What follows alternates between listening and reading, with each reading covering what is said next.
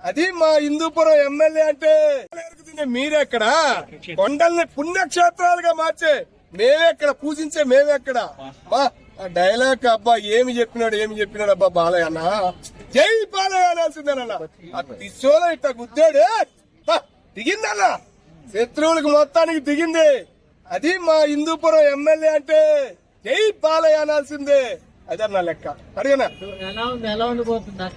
అన్నా ఇంకా ఎలా ఉందని అనటం వేస్తన్నా. ఆ 7వ డైలాగ్కే 7 తరాలు చూసేశారు మా బాలయ్య బాబుని 7వ డైలాగ్ తో. ఓకేనా? రేపు 5వ తారీఖున మహాకుంభమేళ జరగబోతుంది ఏపీలో ప్లస్ తెలంగాణలో తెలుగు రాష్ట్రాల్లో మహాకుంభమేళ జరగబోతుంది. బాలయ్య ఫ్యాన్స్ చాలా రాత్రి నుంచి ఫుల్ హ్యాపీగా ఉన్నారన్న ఆ డైలాగ్ తో. Full happy. సోలమన్నా ఏమి దిగిందన్న వెనక్కి వస్తే ముందుకు రావడం బాలయ్య అంటే అదన్నా ఏ బాలయ్య అన్నా.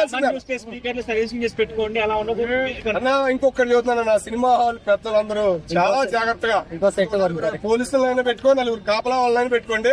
మీరు ఫుల్ జాగ్రత్తగా ఉండడం చాలా మంచిది అన్న. అది బాలయ్య ఫ్యాన్స్ అయితే తగ్గేదే లేదు. బాలయ్య ఫ్యాన్స్ కాదు అక్కడ రేంజ్ లో ఉండవు ఎవరైనా కానీ అక్కడ జై బాలయ్య అనాల్సిందే. అది రీసెంట్ గా ఉన్న జాజికాయ సాంగ్ అనేది వచ్చింది, దాని మీద మీకు సాంగ్ డాన్స్ అది బాగుందన్న. మూమెంట్ వేరు. అది ఇవాళ రాత్రి వచ్చిన మూమెంట్ వేరన్న. రాత్రి ఆ డైలాగు కొండలు ఎరుకునేది మీరెక్కడ, ఆ కొండల్నే పుణ్యక్షేత్రాలుగా మార్చే మేమెక్కడ డైలాగ్ అన్న. అది డైలాగ్ అంటే బాలయ్య బాబు డైలాగ్. చెబుతున్నా బోయపాటి గారికి సెల్యూట్ అన్న. బాలయ్య బాబుని ఎక్కడికో తీసుకెళ్లిపోయాడు. 7వ డైలాగ్ తో 7 తరాలు గుర్తుండేలాగా చేశాడు బాలయ్యని. జై బాలయ్య. ఇంకా ప్యాన్ ఇండియా ఏందన్న, కలవరుస్తారన్న ప్రతి ఒక్కరు జై బాలయ్య అంటాడు. రేపు 5వ తారీఖున మహాకుంభమేళ జరగబోతుంది. తమన్ మ్యూజిక్ గురించి చెప్పండి. తమన్ గారు అన్నది మొన్న లేపలేకపోయాడని బాధేస్తుందన్న. ఇప్పుడు కూడా తమన్ గారిని లేపినట్టేది బాలయ్య చాలా ఫీల్ అయ్యేవాళ్ళం, చాలా హ్యాపీ అనిపించేది. మరి రేపైనా నిన్నైనా ఏమైనా పైకి లేపుతారేమో చూసాం, ఏం మాట్లాడలేదు తమన్ గారి గురించి. మరి రేపు 5వ తారీఖు ఏమైనా లేపుతారో, మనమే లేపుతాం తమన్ గారిని. అయితే అంత హ్యాపీ అనిపించింది.